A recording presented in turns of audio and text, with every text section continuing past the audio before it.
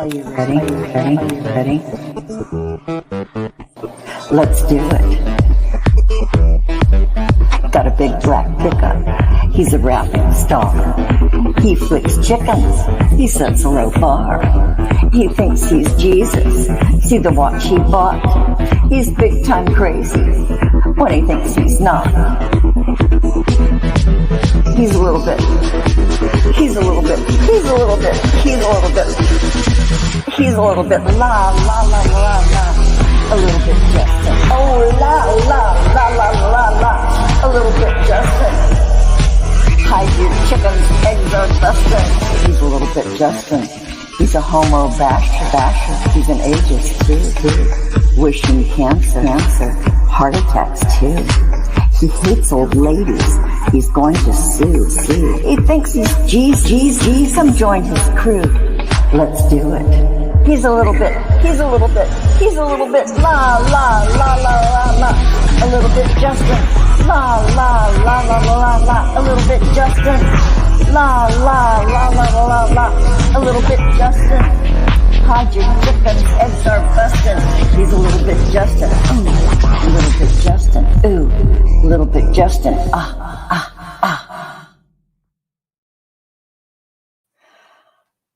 Okay, there's the intro. God, I need to make it longer.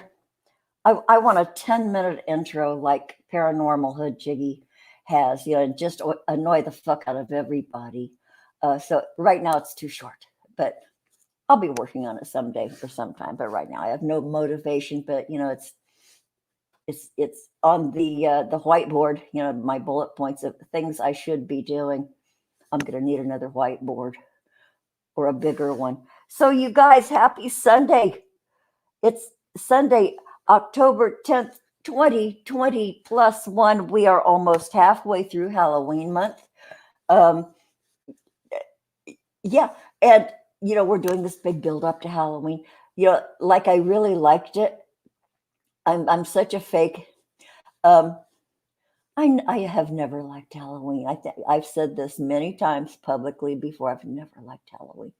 Shocked my kids the first time I said that. As adult women, they were absolutely blown away that I never liked Halloween. They said, "But Mom, you did Halloween." I said, "Yeah, because I had kids. If I didn't have kids, I wouldn't, I'd turn off all my lights. No, I'd leave town, to avoid the little ragamuffins that show up to your door with their cute little sacks and their sweet little costumes and their blah, blah, blah." But anyway, here we are almost halfway through the month, Halloween month. Tomorrow is Columbus Day. That murdering bastard. Oh God, I shouldn't say that. Columbus Day. We were already discovered way before Christopher Columbus. He took credit for it. Like many people today, take credit for shit that somebody else knew about first. So you guys, I'm going to bring on. Okay, I'm not looking at the chat yet. I'm going to wait till Maggie comes on. I'm not looking at the chat. Okay, you guys, presenting America's favorite UK correspondent, my pal, sidekick, and master of the half-week Maggie show, Maggie-of-England. Hey, Mags. Hey, Robin. Hey, everyone in chat. Good to see you, Maggie. How you doing? I'm okay. Laughing my socks off from listening to you. Oh, my nonsense. Yeah. It's really funny. During the week, I rarely talk at all. Okay, I just got that little chime that you just heard was our guest who, yeah, it was probably on the crapper or something but yet he's not backstage yet. He's going to be here in a minute, so we'll just blather on until he shows up, and then we'll blather on some more. Huh? I want to read this letter that I found. It's old, and it's really old hat, but it's a letter from an Irish mother. Some may appreciate it, some might not, but I think it's funny. Okay. So I was going to read it out just for a laugh. And it's, "Dear son, just a few lines to let you know I'm still alive. I'm writing this letter slowly because I know you can't read fast. You don't know the house. You won't know the house when you get home. We have moved." I think it's funny. I'm sorry. No, go. Keep going. Keep going. "About your father. He has a lovely new job. He has 500 men under him. He cuts grass at the cemetery. There was a washing machine at the new house when we moved in, but it hasn't been working too good. Last week I put in 14 shirts, pulled the chain, and haven't seen the shirts."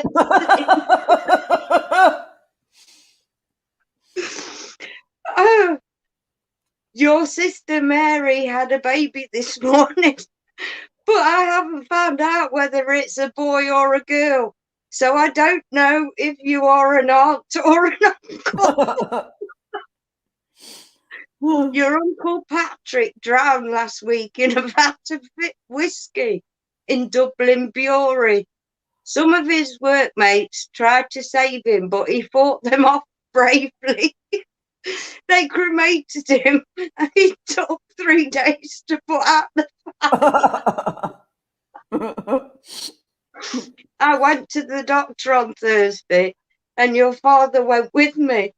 The doctor put a small tube in my mouth and told me not to talk for 10 minutes. Your father offered to buy it from him. It only rained twice this week, first for 3 days and then for 4 days. Oh dear. I'm sorry, I love the Irish humour. No, keep going. Monday was so windy, one of the chickens laid the same egg 4 times. We had a letter from the undertaker. He said if the last payment on your grandmother's plot wasn't paid in 7 days, up she comes. Your loving mother. P.S. I was going to send you £5, but I had already sealed the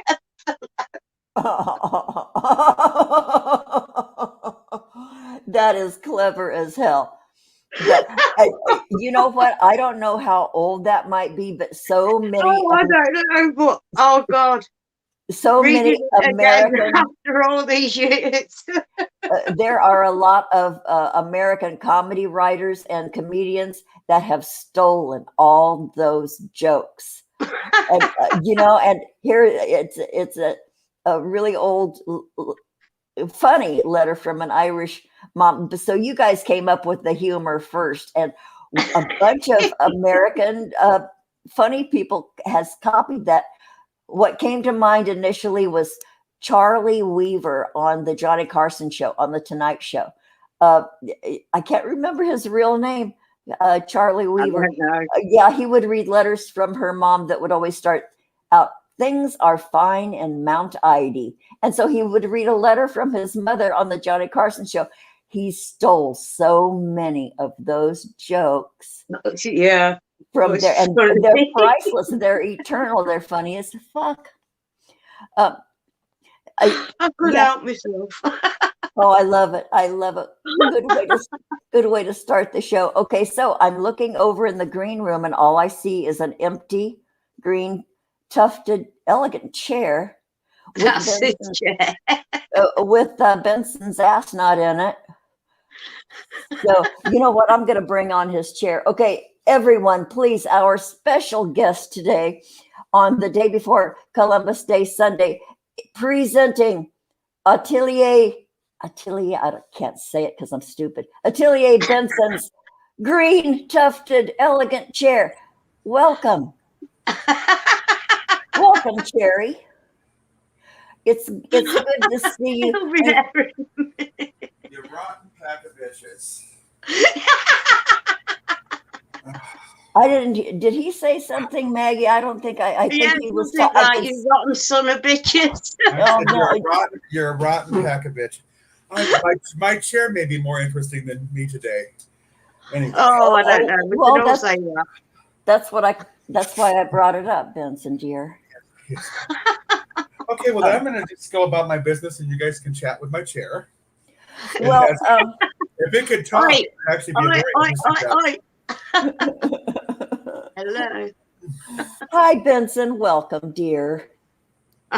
My camera is so blurry today. I don't know why. I tried is it your lens? Do you need to take a tissue and spit on it and give it a wipe? I don't know. Maybe you have sticky saliva and it just clouded it up even more. You're trying to set me up to say something filthy and foul-mouthed, and I'm just not going to do it today. Oh, well, like you needed encouragement. Well, I promised myself today that I would behave like an Episcopalian priest. Yeah, but many of us know about those guys. Okay, that's no better. You just whatever. That's okay. It's like filming through cheesecloth. Yeah, there you go. Softened all of your edges. But it always does look weird on YouTube. You look really clear on here. Oh, good. Oh, okay. So I'm looking over. Okay, I clicked on my YouTube tab and it's still a little fuzzy over there. Oh, who the fuck cares? who the fuck cares? Okay, quickly. Greeting the chat. The usual suspects are over there. Aaron Massa. Hey, first up, you beat John aside. John, you're sometimes. Hey, John aside. Oh, comments. Here we go. Oh, did you not see the private chat where I told you I was going to grab a cup of coffee? Or did you decide to ignore that? And what happened is I realized that my old dog was stuck on the stairs, not sure if he should go up or down. Oh, okay. That's been my whole week. I think I've been stuck on the stairs, not sure if I should go up or down either. Oh, yeah. I totally get that one. No, you just said I'll be right there. You said be right there. You didn't tell me about coffee or anything. Oh no, that was in Facebook, but in this private chat on your. I looked over in Facebook. That's where I saw when you said there's a private chat feature for us hosts. Yeah, there is. I've just found it, and he says, "Going to grab a cuppa, Joe. Be right back." Where are you seeing that? You have comments and you have private chat. No comments. Okay, wait a minute. Comments. And to the left of that, you have private chat. Okay, private chat. Oh, I never look over there. Thank you. Next time I see the little red flaggy thing. Wait, Maggie, what happened to you? Maggie. Did I do that to you? No, I did that to myself. I should never touch my thingy. Well, no, this works out nicely for me. You shouldn't touch it. Of course it does. Now I'm between two hot old babes, so I'm digging this. Hot old babes, you got that right. You're a granny sandwich. Yeah. Well, I don't know that when you're my age I can be between grannies because you're not old enough to be my grannies. No. I'm between a MILF. I'm the meat and a MILF sandwich. The MILF. Your We've MILF been meat. Upgraded. We're GILFs now. There might be a new dinosaur one. DILF. There is such a thing as a DILF. I'm considered. Oh my God. What's a dominatrix you'd like to? No? No. MILF is mom. I'd like to. Yeah. DILF is dad. I'd like to. Yeah. MILF. Yeah. God, I can't believe I have to explain that you're in California and you don't know these things. Well, I'm sure I've heard them and they weren't important enough for me to commit them to memory. You know what I mean? Okay. Yeah. Bougie. Oh, I know. Okay, to continue, Jelly Beans is over in the chat. Hey, Jelly Beans. Thanks for being here, you guys. 6 Drops, one of our artists.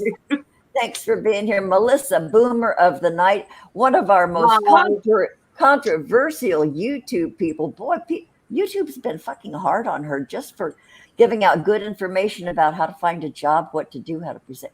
She's like giving out free advice. And YouTube says,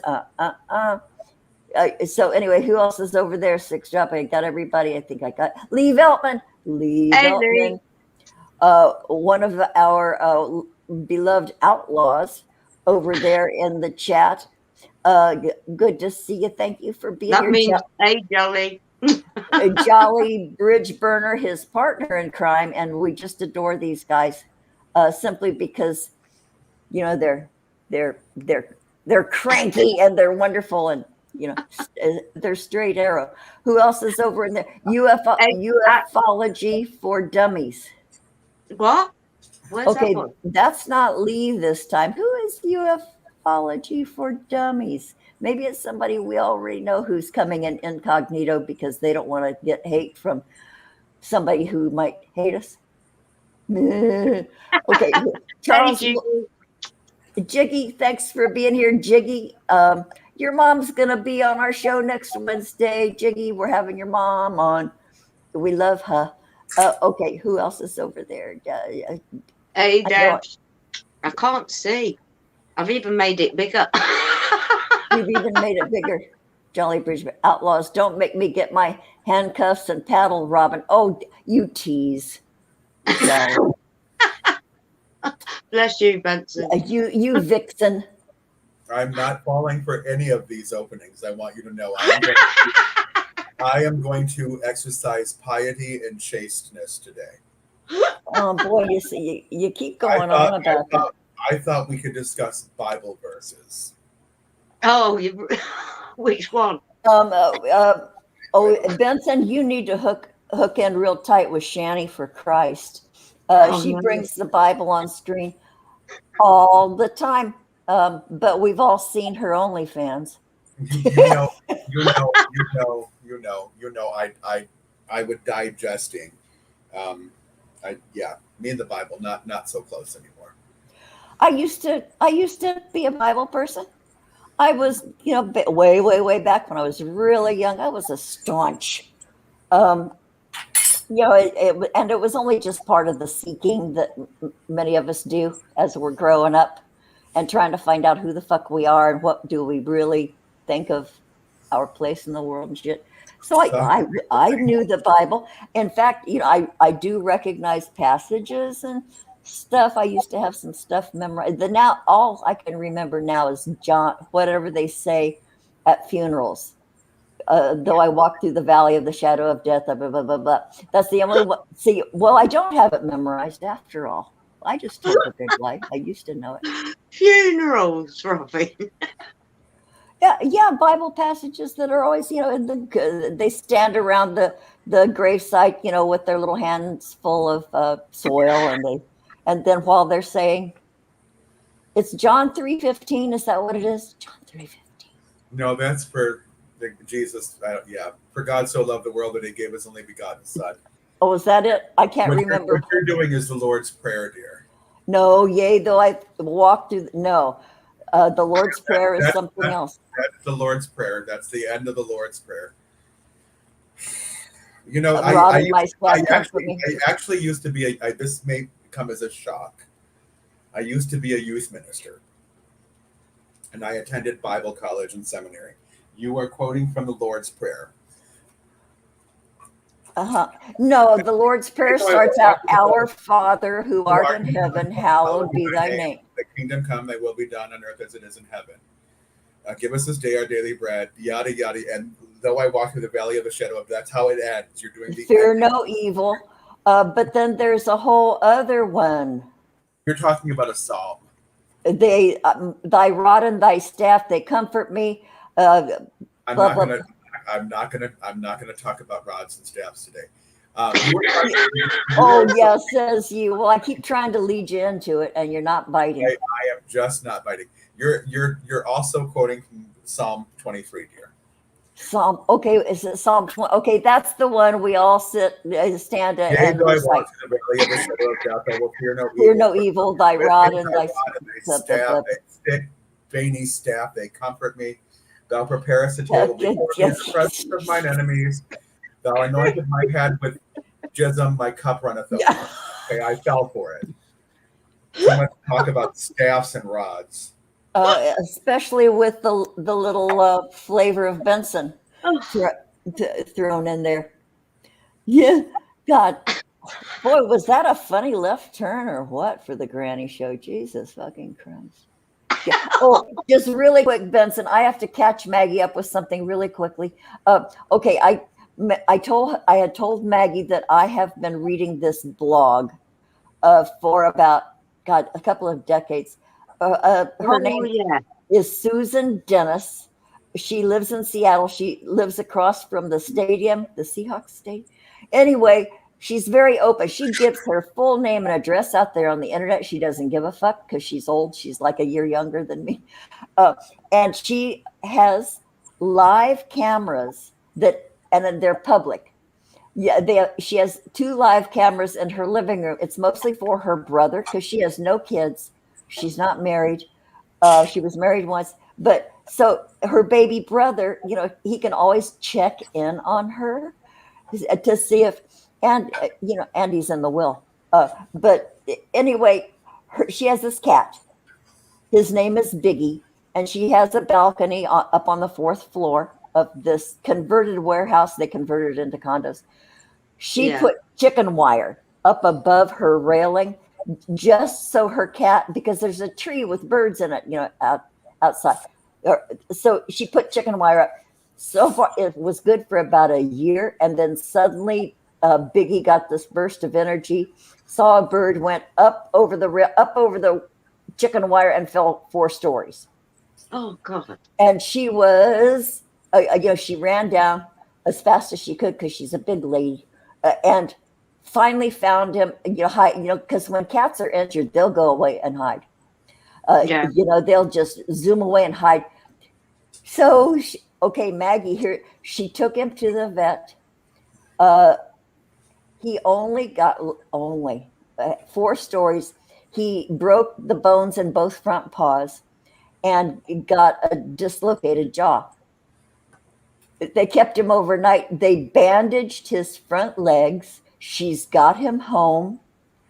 She's babying him. She's carrying. So anybody who wants it after the show, I don't want to post it too publicly.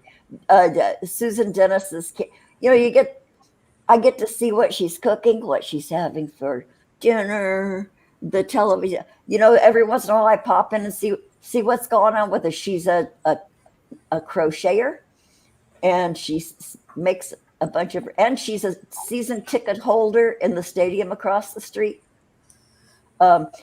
She's one of those who planned well for her old age, and she has no worry. She has investments that pay off. Bless you. She owns her own. She owns her condo outright because she's been there for 30 years. Yeah. When I see people like that, I don't know the brain cells I was missing when I was born. That, bless you again, honey. Yeah. I'm not a planner. I'm a good planner for immediate stuff, like projects and stuff. But I grew up not thinking about making long-term plans. I grew up that way. So, what's that? You'll be happy with me. Arctic. I am very happy with you, Benson. That's most of what I take in the morning now is supplements, my dear. I still have to take a couple of actual meds because of the that my body took from being sick for so long. But a good portion of what I take is supplemental. Yeah. Good for you. That's good support for your health. Brilliant. That's great news. Most of us don't have iodine in our diets. You'll recall that American soil has been depleted of iodine for 100 years, and we used to get our iodine in our salt, but then some bougie Californian decided that we should be low salt diet, so Americans stopped eating salt, which means that most of us are iodine deficient. Well, you can still buy Morton salt, the iodized salt, but it's not nearly enough. We're all. I avoided salt for years. I don't love salt. My doctor told me that my sodium, not my potassium, but my sodium was so low that I was on the verge of having a stroke. And I was like, I just don't eat salty things. So I've started eating chips and salty things, but I'm also taking iodine supplements because it occurred to me that my sugar has been such a bitch because I don't have things like chromium and iodine and selenium in my diet because our food is depleted of it. Yeah, and also, iodine, has a lot to do with your thyroid. And my A1C was 7, and that's off of all blood sugar medicines. Dang. When I don't eat now, I actually have a sugar drop, which is very disconcerting. Like, what is that? I didn't take sugar meds. Oh, I didn't eat either. So yeah, I think that I may be past that part of the recovery. Okay. I was just trying to get us past the flat cat story.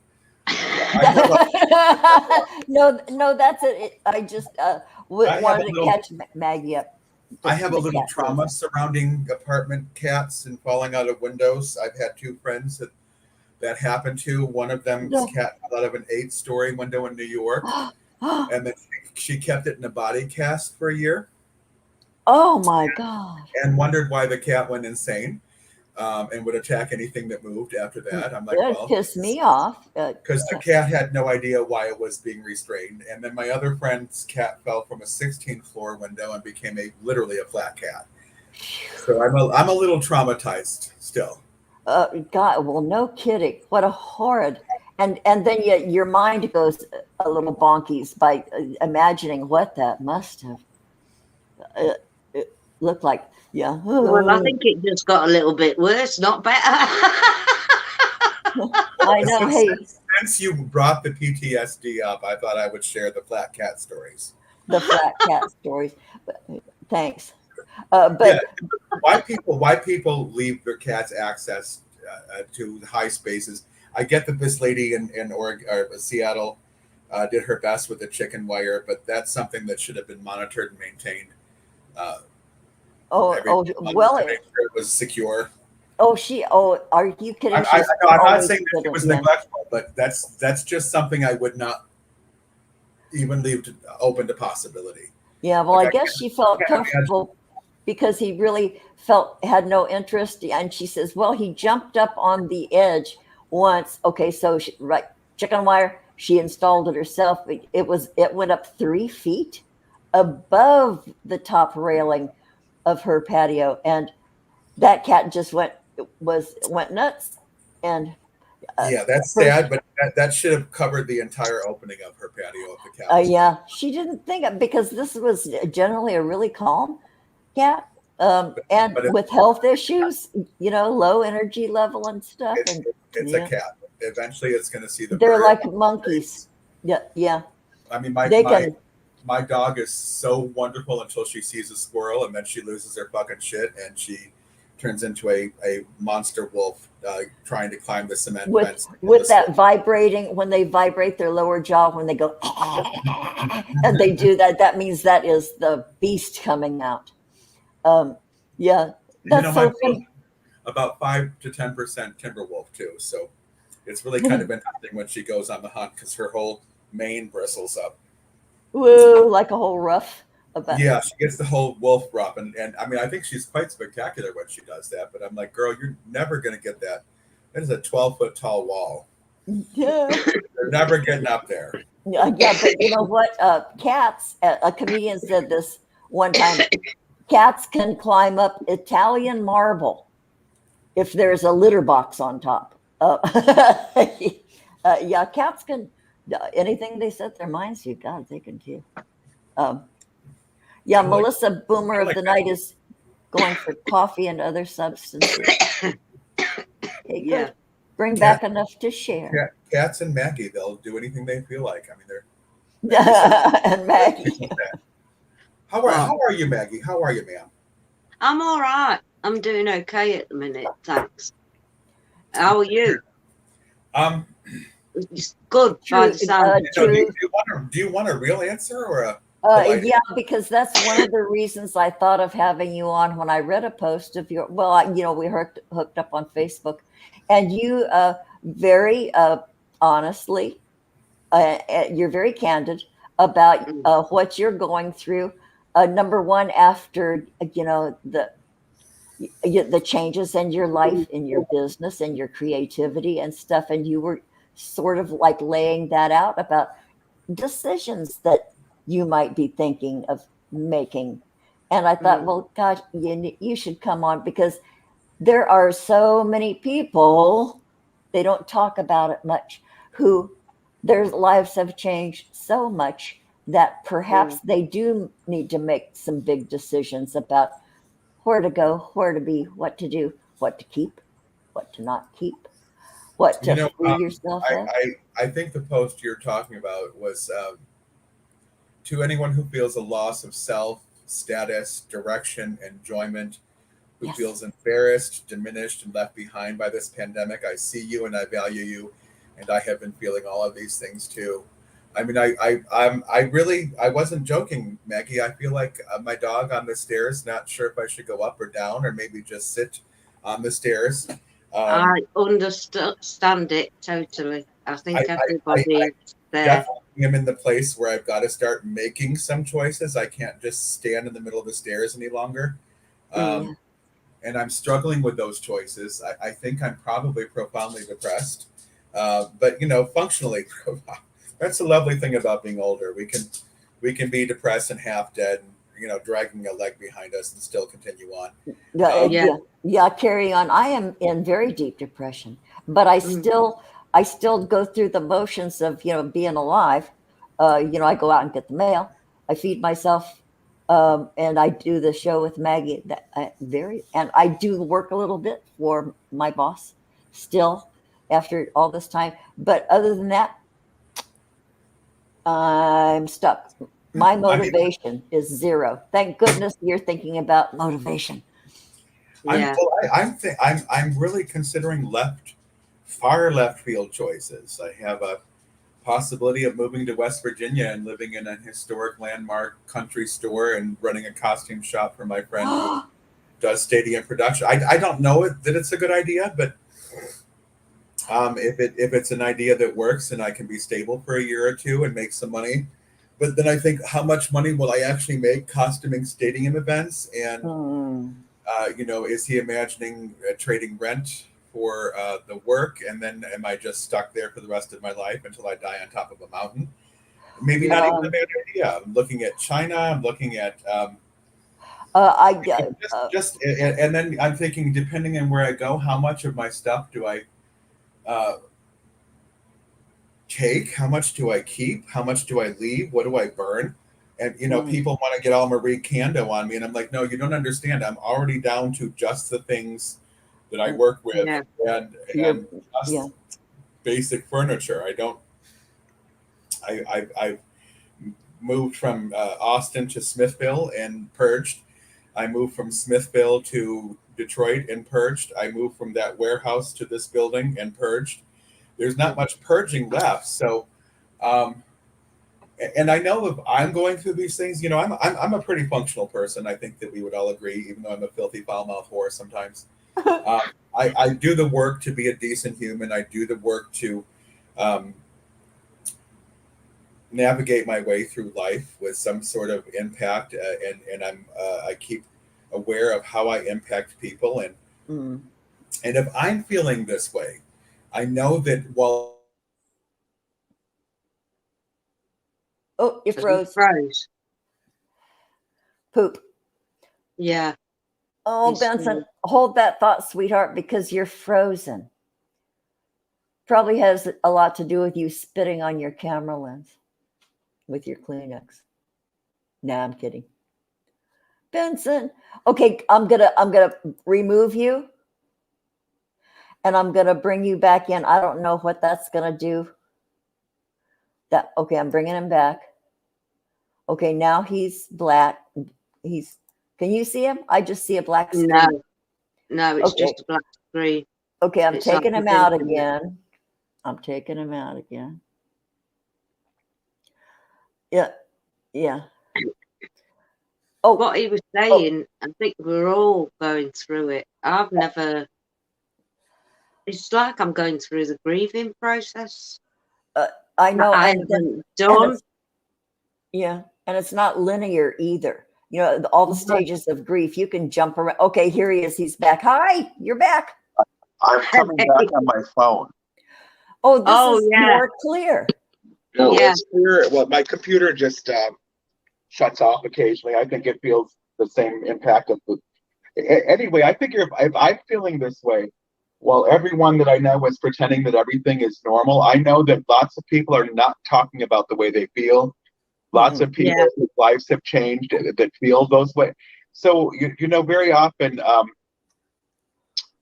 Auntie and Maggie, I will specifically talk about the things that I think other people also need to talk about on my Facebook and my social media. I like to bring up things that seem to be getting forgotten or ignored.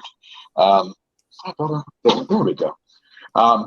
So I am feeling lost, and I think I'm profoundly depressed. And I'm looking at having to have another move. I wasn't going to move from here for at least 5 years, and this space just is not working. And the landlord's been kind of a dick.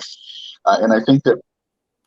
Yeah, you have electricity not there in one of your. Well, no, that was for a day or 2, 3 days, which was ridiculous. They lied and said that the power company said something wasn't up to code, and that power company told me they wouldn't contact anyone but me because they don't have any other name on the building but mine.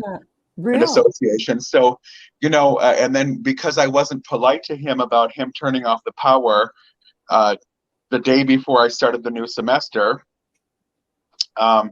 he suddenly would like to ask me to leave, and he'll forgive back rent, but that's ridiculous because we have the SERA program paying my back rent, and he'll help to pay my move. And I'm like, maybe that's the thing to do. But I decided I want all the money I've given him back, since the place was never really ready. I was not able to open the business because when they put the air conditioning unit in, they didn't put an industrial unit with air return. I cannot open with a circulating air conditioner. It has to be a ventilating air conditioner. I'm going to just ask for all my money back, or I'm going to rain hell on him.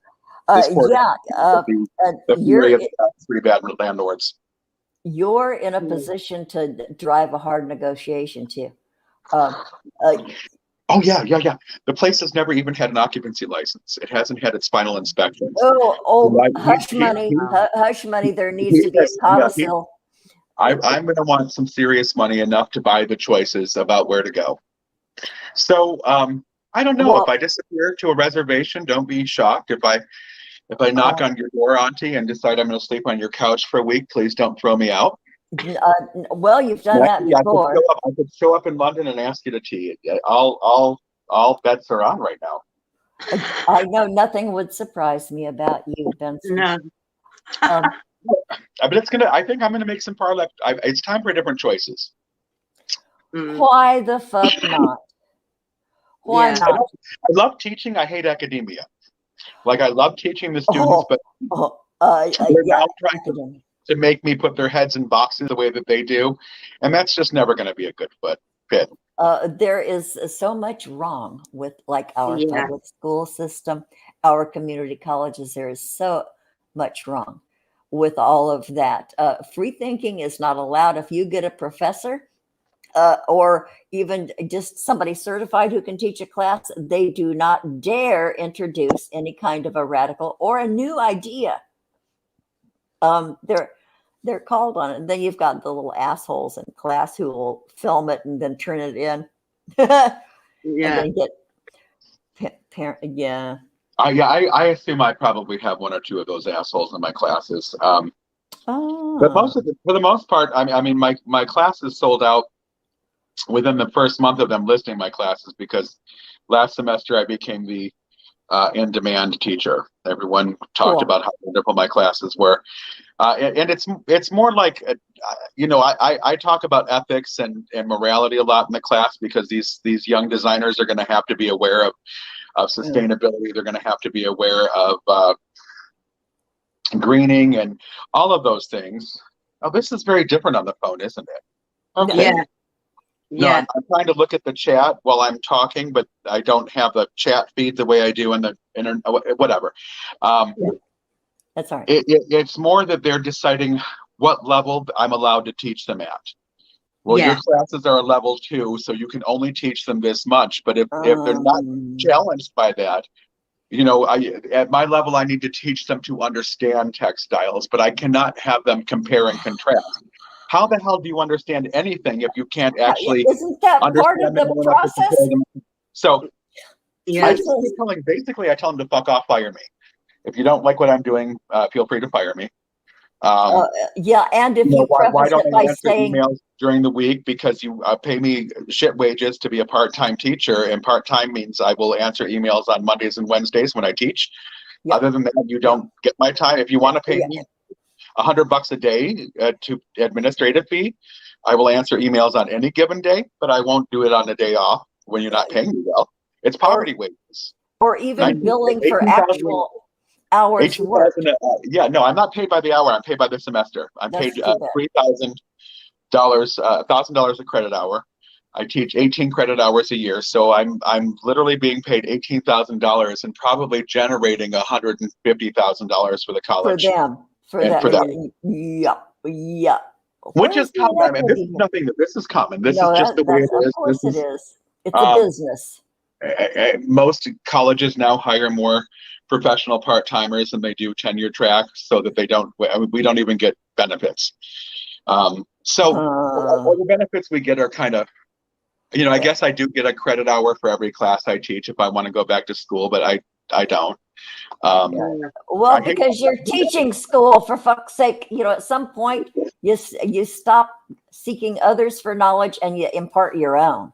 Well, I also hate academia. I've always hated academia. That's why I never got my degree in fashion. I think academia is ridiculous.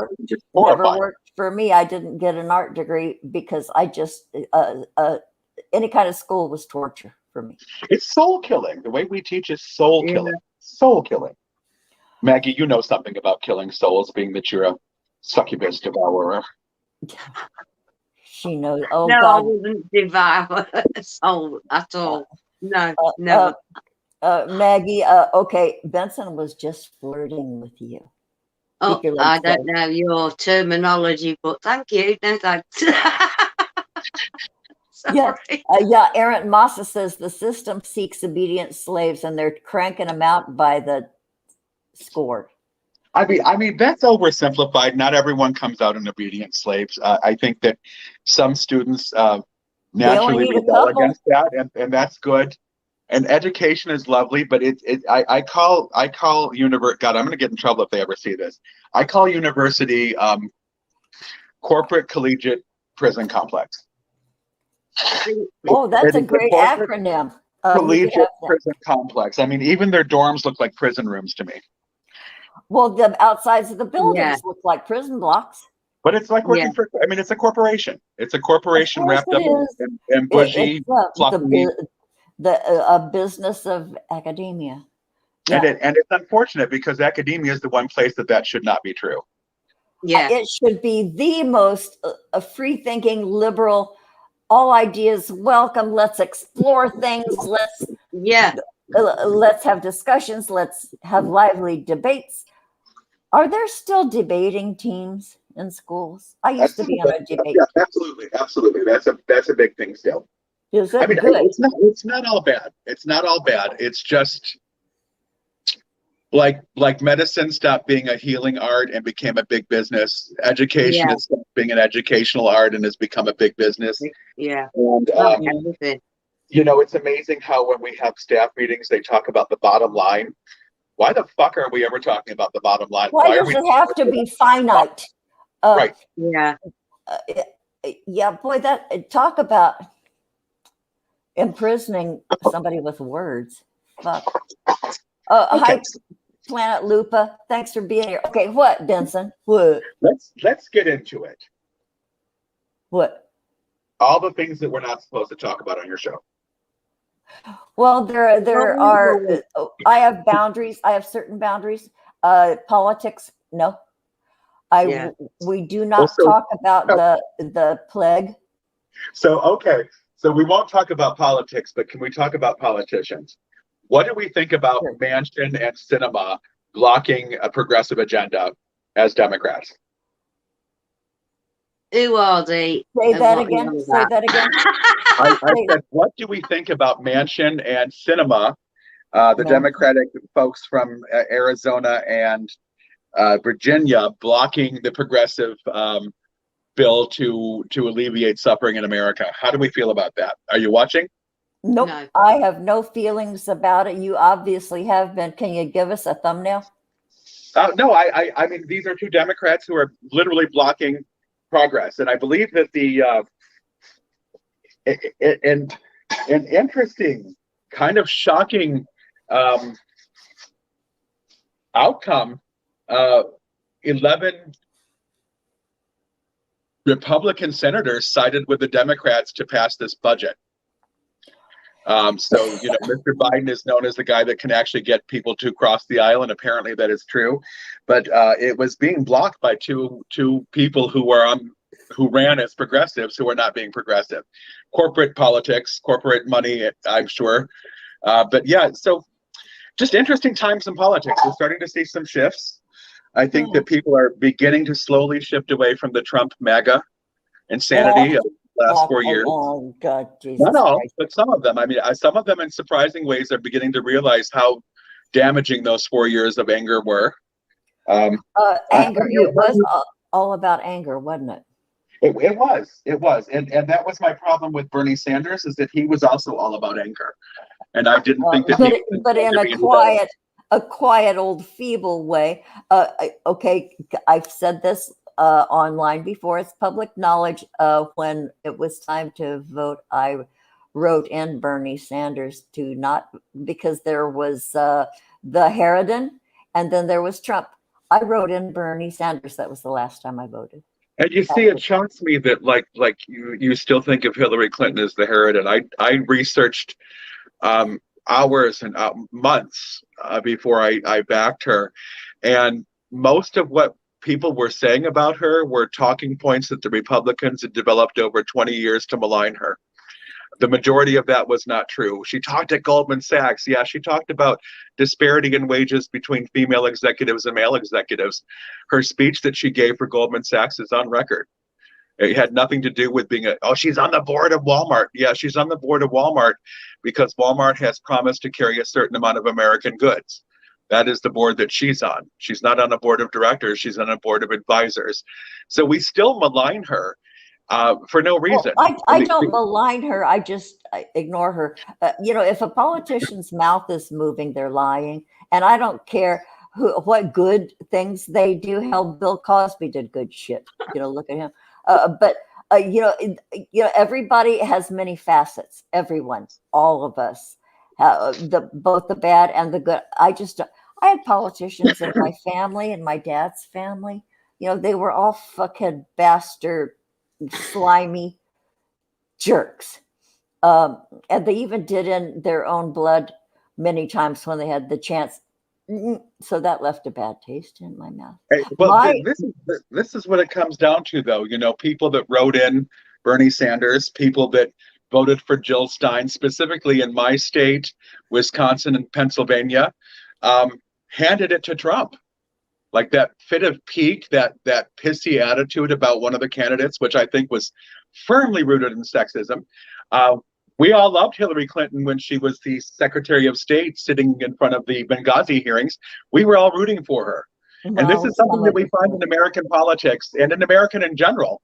We like women when they're in positions of power. We do not like women who seek positions of power. And that's kind of shocking. I mean, people who hated Kamala Harris, who now praise Kamala Harris because she's no longer seeking the position, she's in it. And she's kind of messing up, but yeah. So politics, what else can't we talk about? Well, yeah, okay. A final thought on that. That is way too fiddly for my brain these days. I'm just fighting to get the momentum up to wash my dishes, for fuck's sake. You political folks are passionate, though. Yay for your passion. You keep up with it. You inform me because I don't keep up. So I rely on folks who keep up with it to give me little dribs and drabs about what's going on. And when I hear it, I go, okay, business as usual. I mean, for me, it's a big picture thing, Auntie.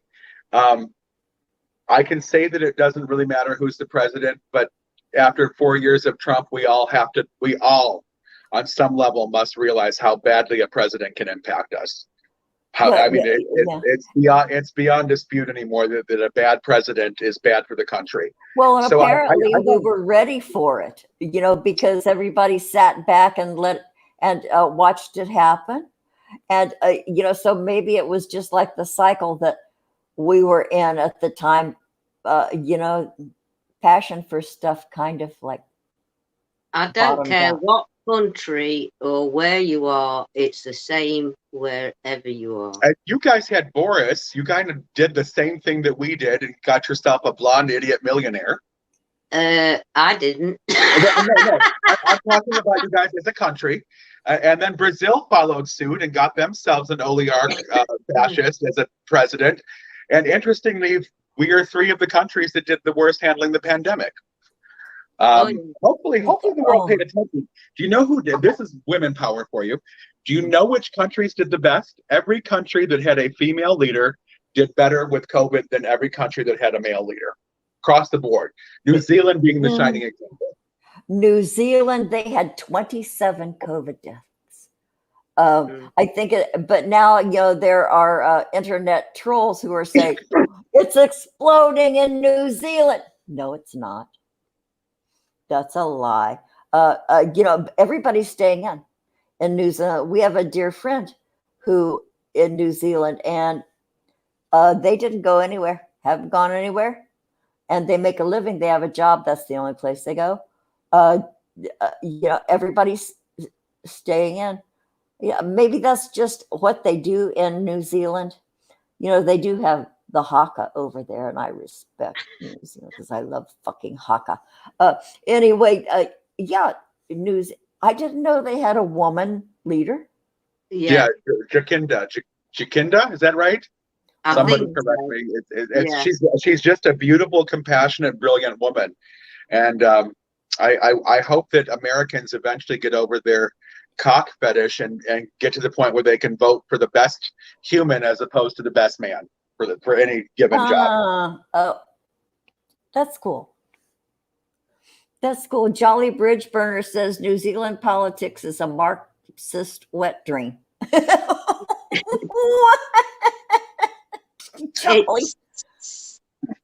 It's everywhere.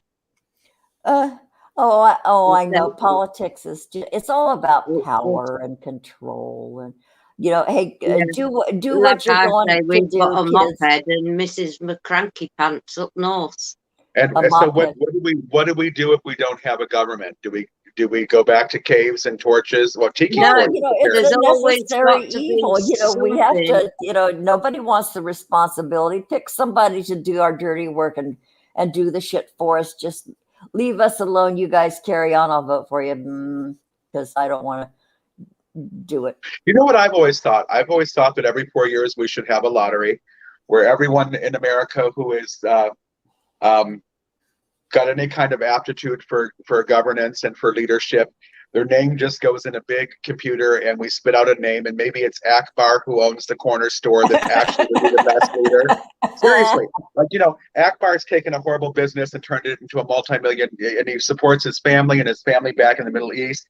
Maybe Akbar has a solution, but this little greasy Arab is never going to get a shot because he's not from the right families and doesn't have the right connections. I think that if you seek power, you probably are the last one that should have it. That's my opinion, but we're never going to find that system. We're never going to find that system. There's who want what we have selfish people and we have community-minded people, and I consider myself a liberal, but I'm not a bleeding heart liberal.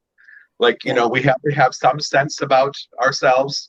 I'm not for doing away with welfare, but I am for doing away with generational welfare and bringing in a system that empowers people to take control of their lives again, which our welfare system is so bizarre. It penalizes you for trying to work. And as the labor shortage isn't about people who don't want to work, it's about people who are refusing to work for poverty wages anymore. Yeah, because they are getting adequate support with the freebies to if not comfortably, they're living without having to break their backs and sweat and exhaust themselves to sickness. Well, there was a time when people who broke their backs and sweated and exhausted themselves got paid well for doing so. Construction workers, Auto garbage men, workers. dangerous jobs, they got compensated more than adequately. Yeah. Ronald Reagan brought in the economic policies of a guy who said that, who changed us from workers being entitled to a certain amount of money to shareholders. When we changed the way that we did our economics, the trickle down, that fucked all of middle America. It fucked us all. And Thatcher was doing the same thing in the UK at the time, Maggie, with her version of trickle down, and nothing trickled down. It was brilliant at the beginning, though. What a concept! But yeah, it was like a multi-level marketing thing. It was like a pyramid. But were we really going to trust that wealthy people who were trying to acquire and amass wealth were actually going to ever share it if they didn't have to? Not in this country. They're in competition with each other. We're left behind. They are only competing with each other for power and closest to the saddle horn. And fuck us. They're just they're in the game with each other. And we're just collateral damage. I praise Bezos and I praise Sir Richard Branson and I think Elon Musk are all brilliant in that they're looking past the day when perhaps we'll need an escape route off of our planet. But when you look at the amount of money all three of those men spent to put their penises in the sky, I have to wonder, couldn't they have pooled that money and fixed global warming? That's more than enough. Let's fix this planet instead of looking for another one. I think that's too sappy for them. They consider themselves uber sophisticated. They are a different species. Like you said, they've just shoved their dicks in the air. Ego. It's pure ego. And power and the competition with one another. It's the rich kids game. Although you have to think it's cool that William Shatner, Captain Kirk, is going to go to space at 90. Oh dear God, dear I think that God. Is brilliant. I'm thrilled about, as a Trek fan. I'm thrilled about that. Okay, going into space. How far into space are they getting past the Orion Belt? How far? Honey, they're getting into what we on Earth recognize as space. Okay, that means just going up past the clouds at times. I believe that they're going. No. They're not going orbital, but they're going suborbital space. They are definitely in space. They can see the roundness of the Earth. Okay. So he'll be high enough up in there. God, I worry about his blood pressure and shit. I think if Captain Kirk dies on the wouldn't that be epic? What a way to go! Epic? What a fucking way to go! You know what? He might just be ready to check out. I'll bet he has all of his ducks in a row for his heirs, and I'll bet he's got his will very solidified and notarized and all in place. I'll bet. What a way to check out, Bill. I mean, Shatner's been brilliant. He's a major stockholder in Priceline. And if you remember his Priceline TV commercials, he made Priceline the go-to service. So quite wealthy and a philanthropist. He actually shares his wealth generously. Good for him. But man, Bill, what a way to check out. Kudos, dude. Well, I have told my kids, the movie Harold and Maude. Maude, played by Ruth Gordon, my idol. She was determined. She was checking out at 80. And she told Harold this, the young kid that she fucked. And on her 80th birthday, and she had all the photos removed from her photo frames on her piano. On her 80th birthday, she took a bunch of pills and she checked out. And I told my kids, I said, I'm going to do a Ruth Gordon. And they were appalled. Okay, my kids won't let me do that. They're going to make me go on until I'm dribbling my oatmeal down my chin. But anyway, if he's I'll tell you doing what, this, Maggie and I will come and find you and put you out of your misery if it gets that bad. oh, please do. Please do. Can it be fentanyl? I understand that's a lovely way to go. Bring me fentanyl patches. No, bring it in a spray bottle and just. I was just going to do a simple pillow over the face, but sure. Oh no, then there's all that unattractive flailing. No, I want to just go to sleep and be in la la land and feel fucking good. The only time I've ever had fentanyl, my God, I wanted to take some home in my purse after I woke up. Jeez, do it with fentanyl. If I'm, It's keeping my husband alive at the minute. It's wonderful, better than morphine. Morphine used to be heaven, for people's passing. My mom was on morphine at her end, and it was just the most blissful way to go. But fentanyl is even, the fentanyl, it takes just a speck. No, my second mom died 2 years ago, and we gave her the fentanyl inside of the cheek of her mouth, and her last words were, "I don't hurt anymore." And then she drifted off to sleep and died. So I guess we could find fentanyl instead of a pillow. Thank you. Please, it's way more graceful. I was trying to give you a Vikings out. You could go fighting. No. I'm in my DNA. I'm an Irish girl. I want it gentle. Okay, so you want to go drunk? Oh, that too. Okay. We'll get you drunk and then we'll give you the fentanyl, but only when you get to the point where you're drooling oatmeal down your chin. No. Just before that, the moment before that. You'll have to call us a good couple of days ahead of the moment then, because Maggie needs travel time. God, I gotta keep a calendar now. Oh fuck. Yeah.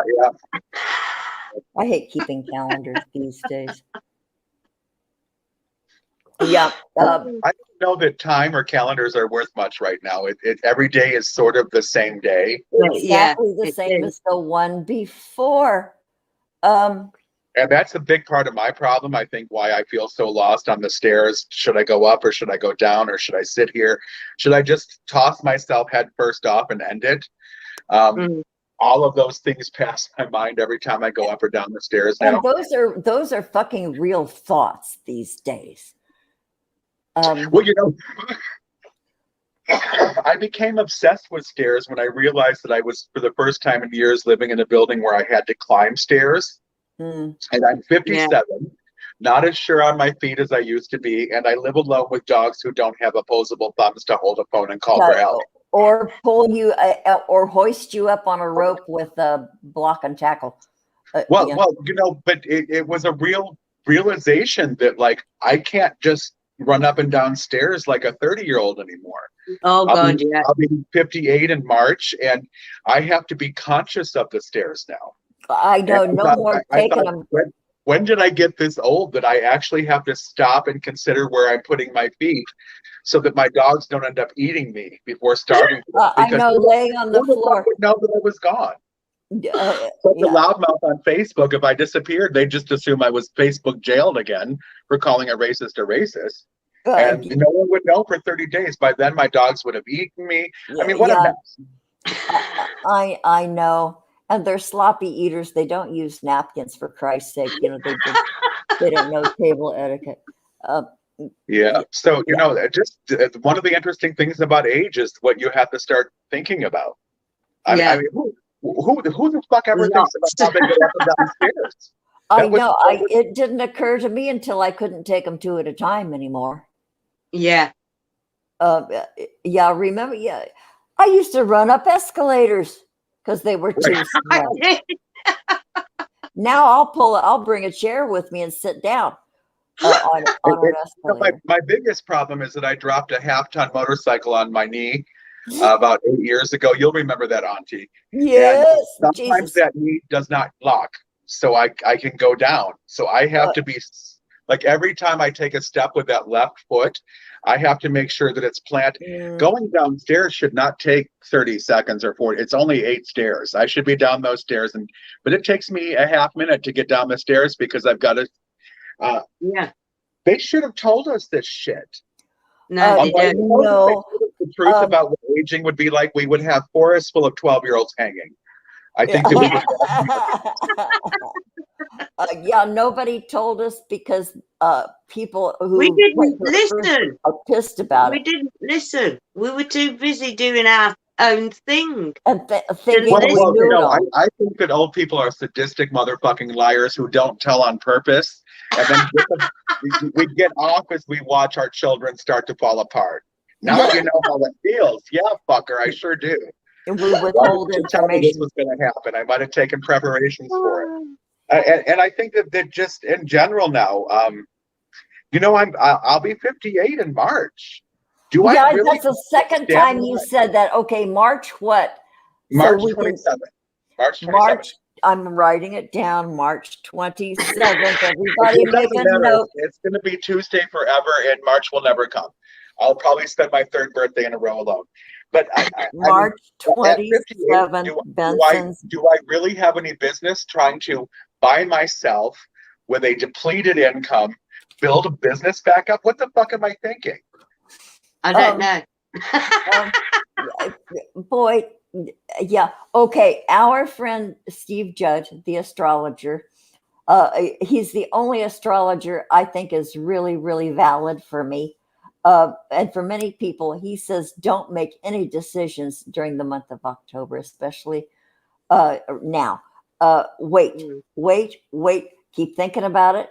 Keep musing. Make some plans. Write on your whiteboard of your upcoming. Don't do anything this month. He says, I have no white. These are the only white walls behind me left. I've been scribbling on the walls for a year. So that if I did die on the stairs and my dogs ate me when they got here, the book of Benson is now on all my walls. It is. They can publish my apartment and turn it into a national monument. Preserved forever. Lee Veltman, is this October? Okay, Lee Veltman, all the planets but 2 are in retrograde. It's the first time this has happened in generations. I think that I can feel it. the issue at hand is that I'm going to be. I feel like I'm on the precipice with this landlord of being forced to have to begin to make a choice. I definitely, I'm not signing contracts. I have just opened myself up to left field choices. I'm reimagining what my choices might look like. Do I really want a store? I miss my store. I loved my store, but I'm one guy. There aren't 2 of us to do this again. I'm one guy, and I don't have the resources I did before the pandemic. Before the pandemic, moving from Texas to Michigan was no big deal. There was $30,000 in the bank. I had money to pay people. Now I would literally have to do it all myself. Do I have the stamina? Do I do any business? And yet my other option is teaching college at more colleges, maybe. I don't think that I could do that. I miss making dresses. I know, and you're so brilliant and so creative. You guys, anybody who does not know of Benson's career and his creativity, you've had runway shows. You did a calendar with your partner at the time, Mark Holland, that was just stunningly beautiful. The photography, the composition. You're a brilliant photographer besides. But he had this career, and he was making such a name for himself. You dressed Atelier Benson. Jones, didn't you? I put my Insta in the chat. Oh, I think good. that's it. I think it's all one word. If that doesn't bring up the pretty bearded man with all the political statements in a month, well, there's been nothing to show for 2 years. So I'm trying to show things, but I'm also being a human, being human. I think that's all we can do at the minute. God, that's all we can do, minute by minute. And until motivation kicks in. In my case, I'm done crying every day. I I wrote haven't this. spent a whole day crying in months. Yesterday was an exception. I spent a good portion of yesterday just weepy all day. But I will tell you that there's not a day that goes by that I don't think about the fact that I have a whole bottle of morphine. I think to myself every day, and I'm not actually suicidal. I'm just sort of maudlin, and sitting down and saying, well, is this the day that I take the bottle of morphine and check out? Is at least me having a choice. And every day I reaffirm my choice to live. And that Can I there's just power say in that. There's Yeah. power Can in I that. just say something? I found this and I wrote it down. And what you've just said has made me want to read it out. It says, when I despair, I remember that all through history, the way of the truth and love have always won. There have been tyrants and murderers, and for a time they can seem invincible, but in the end, they always fall. Think of it, always, by Gandhi. I don't know why I wrote it down, but That's a good one. Perfect. Yeah. I'm going to run to the loo real quick. Yeah. I'll be right Oh, good. Then we'll talk about you when you're gone. There's not much to say, Auntie. Oh, are you kidding? I have volumes. Let me pull out my journal. Okay, Beebs is over there in the chat. Okay, you know what? I haven't been keeping up with what you guys have been talking about. I know you. I haven't. Even though I put it in big writing, I'm intent when someone's talking. I can't help myself. Yeah. So hi, you guys. Welcome. There are 12 people watching. Thanks for being here, you guys. We don't have any thumbs downs yet. Holy shit. Well, give it time. Yeah. Okay. Planet Lupus says, everybody run for the loo. Yeah. I would, but I'm the only face left. I know. I know the only real live animated person. No. I usually do that during the songs, don't I, Robin? I timed it great. I know. It's exactly right. God, how long the fuck does it take him to pee? He must have a monster bladder. Oh, well, he's probably washing his hands. Gotta hope he washes his hands after peeing. Yeah. Unless he does a no contact pee. I think there are guys who do that. Okay, Melissa Boomer of the Night is blaming Benson for her smoking a half pack. Oh, yeah, blame Benson for everything. He can take it on. Put a load on Benson. Hi, Benson. The original sin, that was me. Yeah. It was just Benson and drag. Benson and drag. Boy, there's a picture of you that looks so both menacing and really kind of sexy. Well, the one where he's got grey. Where he has the top hat on. Yeah.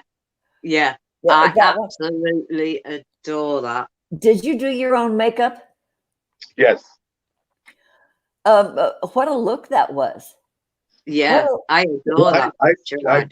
I still clean and dress up and paint up very nicely. That's the one thing I can say. When I do die, I have left a makeup mask and a whole outfit to be buried in. Yeah, go out in full drag, high drag. Yeah. I don't actually do full drag with tits anymore, but I've always been more androgynous than I did drag for a few years in the 80s because I couldn't sell a dress. What else was I going to do with makeup, wigs, and plenty of fabric? Cool. Yeah. And I tell you, the best, I decided then that every male designer who designs dresses should have to spend a year doing drag, because I realized how shitty some of my dresses were. When my tits fell out on stage, I'm like, oh, I wonder if real women's tits fall out. I bet they do.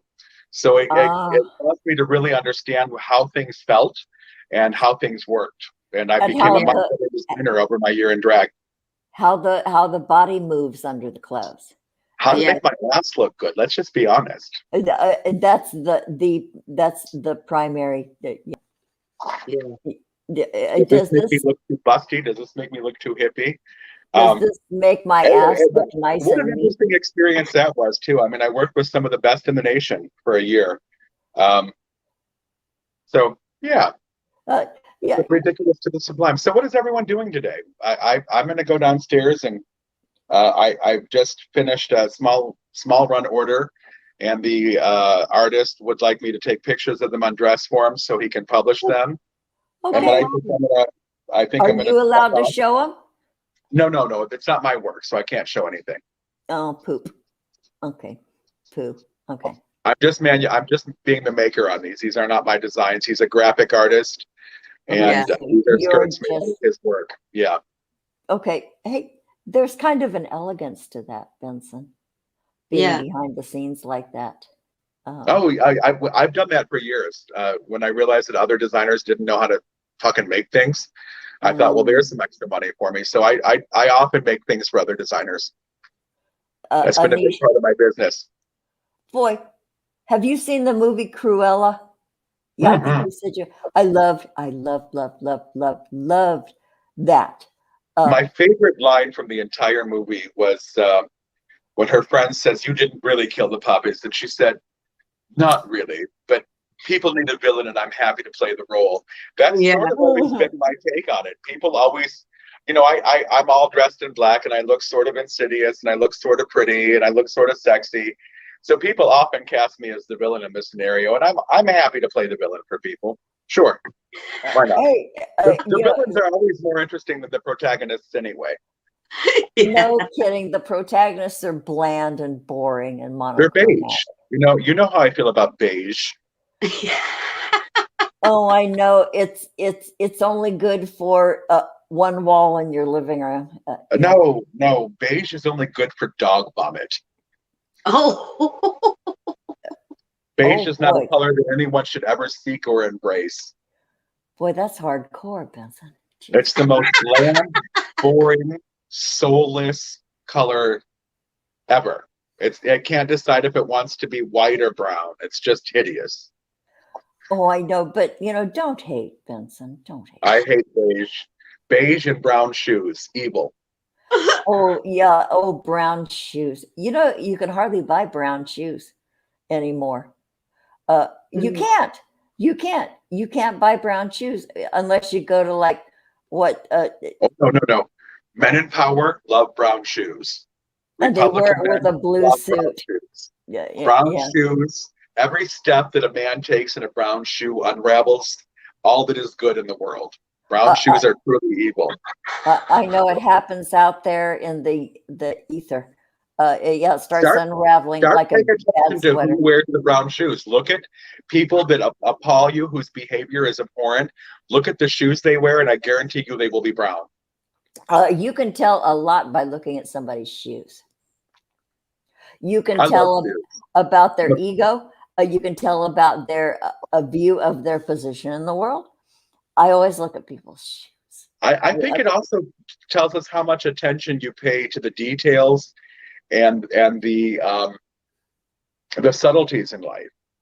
People who wear opulent, beautiful shoes probably are paying more attention to everything than people who choose brown. The default boring. I'm a bit of a shoe whore. I don't know. I love good shoes. I think I have 700 pairs of shoes, and they're all stupidly expensive. I love, you can put I can put a $600 Mark Nason boot with a shitty pair of ripped up bleached jeans and still look like $1 million because the shoes offset it. Yeah. Well, and Kim Kardashian. Potential mates' choices in shoes. If they're wearing shitty shoes, means that they're not paying attention to the details. They're going to be bad in bed. Oh, that was a leap. Trial and error, darling. I've slept with tens of thousands of men, and I've paid attention to all their shoes. I can now have the entire relationship in 3 minutes or less, judging by what they put on their feet. Wow. I don't even have to have a relation. I can meet somebody, look at their shoes, look into their eyes.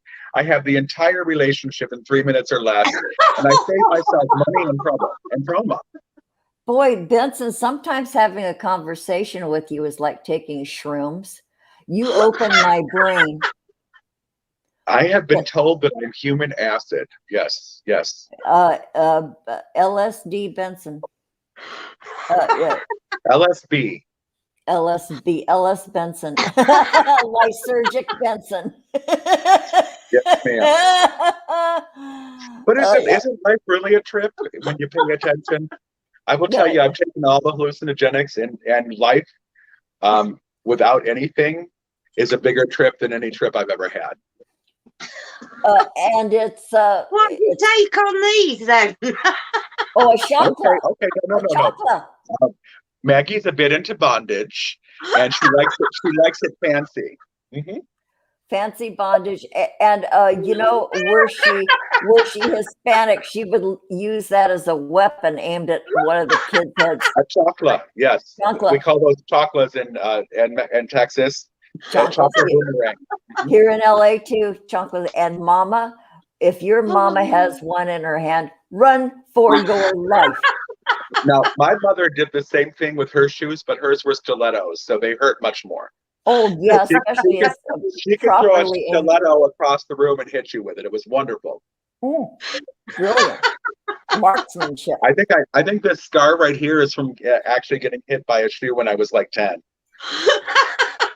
I might have called my mother a bitch or something. I don't know. Oh, at 10 years old. Well, honey, I would have done it too. I'm an Aries with a Scorpio rising and a Libra moon. I'm a pain in the ass. I have always been a pain in the ass, Auntie. I'm Well, Gemini, about you. Leo moon, Scorpio rising. Yeah, so that's why we would be so good in bed together. We would just have so much fun.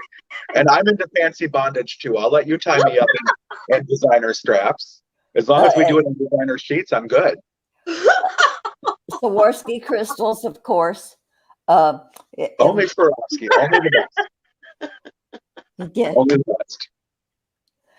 Okay. And she's laughing and turning pink because it's kind of true. all you Brits are fucking kinky. You guys, as subdued and as polite as you come off, the kinkiest people I've ever known were British. That's why I say repression is sexy. Underneath the repressed exterior is an incredibly expansive, kinky interior. Yeah, and it's because they're Irish Catholic girls. It's the Catholic education that. Oh, Catholic is so sexy because it's so repressive. Really? Not when you get let loose. Okay, Beebs over in the chat. Beebs Zaphod Beeblebrox is asking, dare I ask what he thinks about jeans and flip flops? That's me. Okay, well, growing up, jeans were something you used to shovel a cow or horse shit. Remember that my mom's family from the South, so I had farm life, and denim was something you wore on the farm to work in. I didn't own my first pair of blue jeans until I was in my 30s, and I only wore them because I found that it was really not wise to wear silk pants while they stain so badly. Well, and they rip. When I tumbled down a mountain and destroyed my wonderful silk pants, I thought, well, we need to get some jeans. Yeah, jeans Levi's 501s. 501 jeans shrink to fit. Jeans and a pair of flip flops is a very sexy look for a man or a woman. There you go, Maggie. I used to joke in Texas that I couldn't wait for warmer weather because all the men would come out in their flip flops and jeans. And for anyone with an appreciation of the foot, it was like they were walking around with their cocks hanging out, and they had no idea how very sexually alluring it was to see their beautiful little pink toes. You learn me something every time, Benson. Thank you. And I don't have a foot fetish. Fetish indicates that thing is a fixation that has to be involved for sexual gratification. The feet do not have to be involved, but I appreciate them. I think that it's very. I look at people's feet too. They're bare. It used to just like freak my kids out when they were growing up because I would mention feet just every once in a while, one of their friends came in and took off her flip-flops and put her feet up on my new furniture, and the bottoms of her feet were black. And I just happened to mention it to my kids. I had the mother-in-law also had an issue with keeping her. If you're going to show them, keep them clean. If they're out there, please keep them clean. But my kids have ribbed me all, and I didn't stop there. I've kind of mentioned it like all the time. Well, occasionally, and my kids say, "Mom and feet." Well, there's your foot fetish, Maggie, over there. Auntie has got the foot fetish. I know, she wanted to do a Bunions OnlyFans. Yeah, I did want to do an OnlyFans titled Grannies Bunions, and my kids were appalled. We have to change subjects because I had so I've had a toe amputated when I got an infection that wouldn't heal. I know, and it threw off your balance and your gait. No. Thanks. It was only my pivot toe. I walk fine, except for when I'm going down a hill, I have to be more careful because that toe does. Yeah. But when I first came out from underneath the anesthesia, I told apparently the nurses and attendants that I could now do specialized amputee foot porn. Because the hole, I was imagining that there would be a little hole between the big toe and the third toe. It's the size of a damn golf ball. I'm like, I'll be able to jack men off with my foot now. And I'll do specialized amputee foot porn. Boy, you could almost. Maybe I should. You would be big in the Asian market. The foot finding they did. I've always thought that I was a very open-minded, creative, progressive person. All I can see is a bunion and an amputated foot getting together. No, I don't have bunions, dear. I have good feet. No, Robin does. I have good bunions, but maybe you could be a guest star on my OnlyFans. Oh, good Lord. I tried not to go here with you. I know you did, but futile. It's futile. But my children said, one of my daughters, the little cranky one who I adore, says, "Mom, do you know what kind of freaks you would attract if you did an OnlyFans?" And I said, I don't have to answer them. For the young people who act appalled, these young people have fetishes and kinks that make me blush. I mean, these young people have made me a prude. They are, they're so bold. Straight guys who have sex with each other and aren't gay. That sounds like wonderful. Like, where were you all when I was young? Maybe they've always been there, but they were so closeted. No, I don't. I think that children's minds have expanded to that. Like, I am now told that oral sex is not actually sex. So if you have oral sex with each other, you're not actually having sex, which to me makes no sense. But to them, they're quite bluntly, two dudes giving each other head is just like buddies hanging out. Well, if it involves genitalia, I agree, but I'm telling you that young people do not subscribe to that at all. Well, yeah, good for them. Good for them. Carry on with your new culture.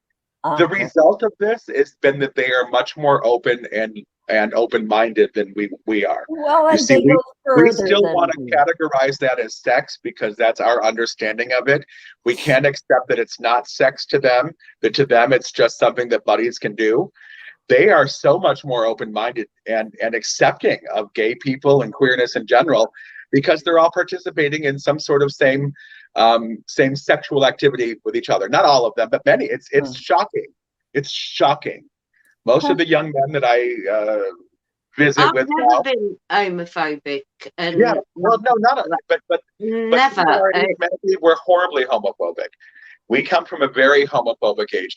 I remember when my nephew was 14, he and his band were discussing that I should marry somebody, and my sister offhandedly said, "Well, gays can't get married."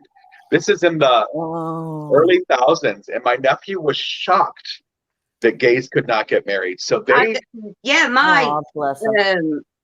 my older generation, my dad's generation, yeah, they were, because of the indoctrination from the church. I mean, my cousin moved away from where all the family was because I think my uncle was ashamed.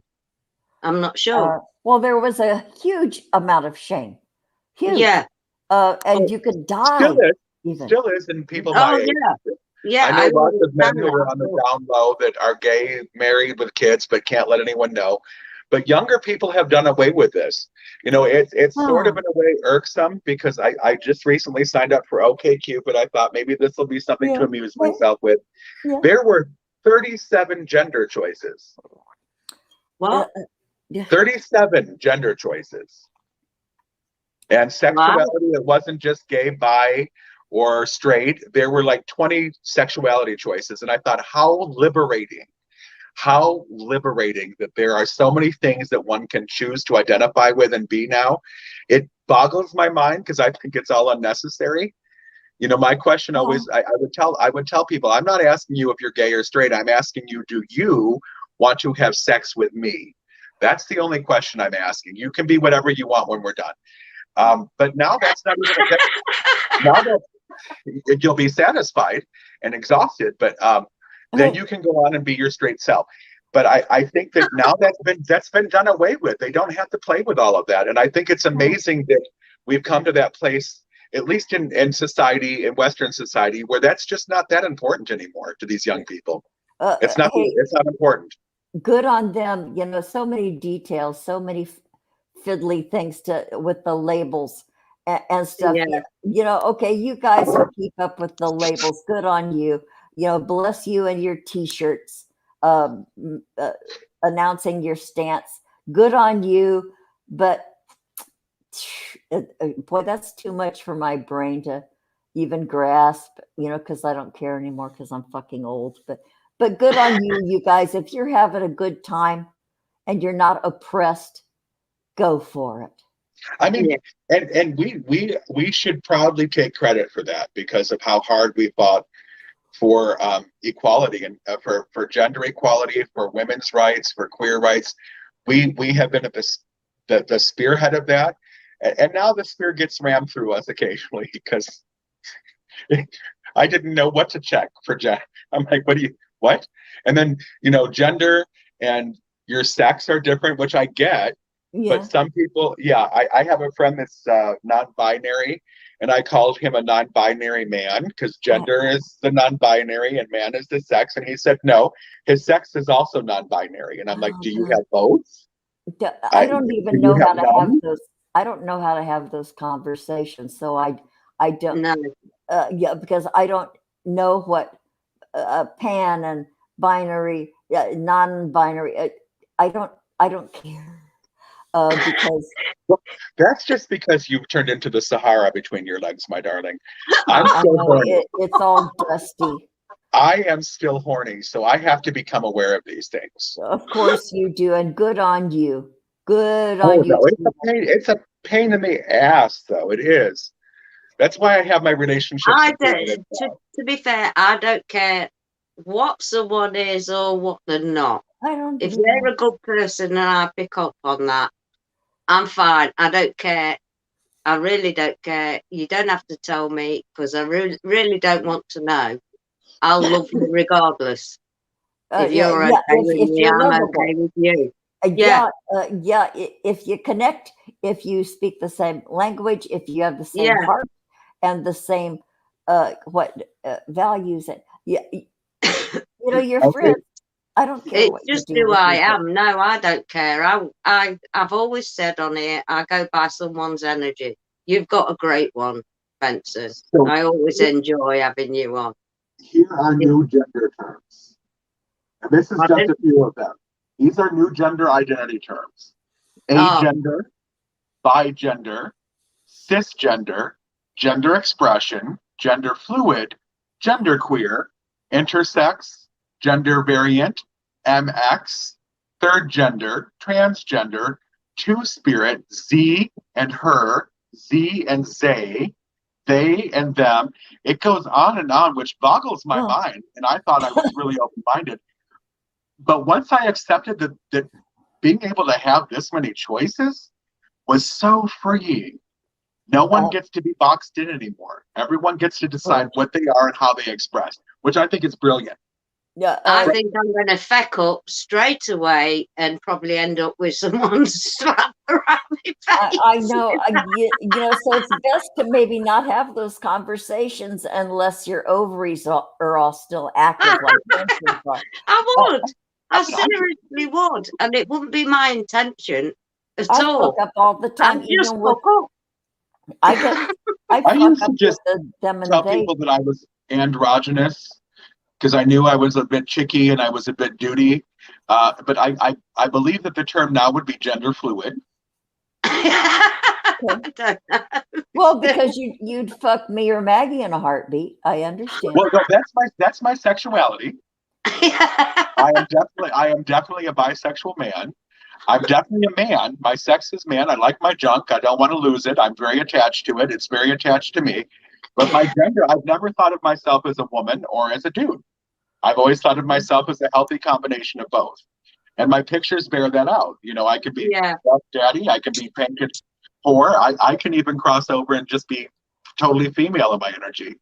So I love that there are now ways to express that. People aren't as confused.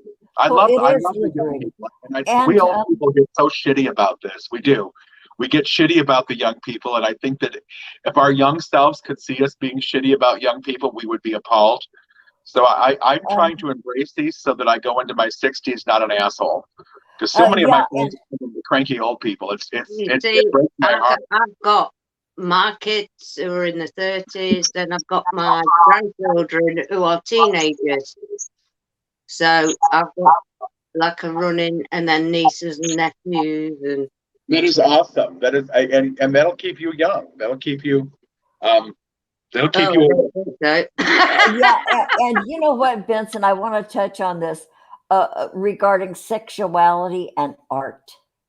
I think there's a liberation going on with people's art expression that is closely linked to their sexuality expression. I've noticed that people are they feel freer with their creativity and their art expression simply because they're liberated in the sex department. Well, creativity and sex travel down the same channels. They just do. So if we're freer with our sexuality, we're definitely going to be freer with our creativity. I mean, sex is primarily to create life, and the act of creating art is the same as creating life. It's just a different outlet for it. But it travels down the same passionate expression. Yeah. Through the same chakras, same channels. I mean, if we were to do a graphic of acupuncture point channels, we would see that the sexual channels and the creative channels are exactly the same. Isn't that interesting? Isn't that interesting? Yeah. Huh. So that could be my problem, ladies. Maybe we just solved my problem. Maybe the problem is that since I haven't really been fucking since this all started, that everything is just on the stairs. I need to go up the stairs and then go back down the stairs. So, or down the stairs and then back up. And then back up on the stairs and down the stairs, and maybe have several buddies on the stairs with me. Maybe that would break me free. I don't know.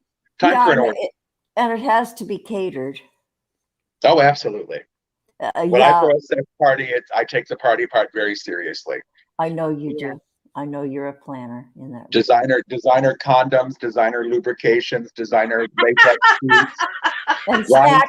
Don't forget the canapes. The canapes and the aperitifs. Absolutely. And definitely the aperitifs and the cordials. Any of the cordials to lubricate everyone's. I know. Make sure you keep up with your insulin pump before you have the cordials. Remember, my sugar is normalizing. You.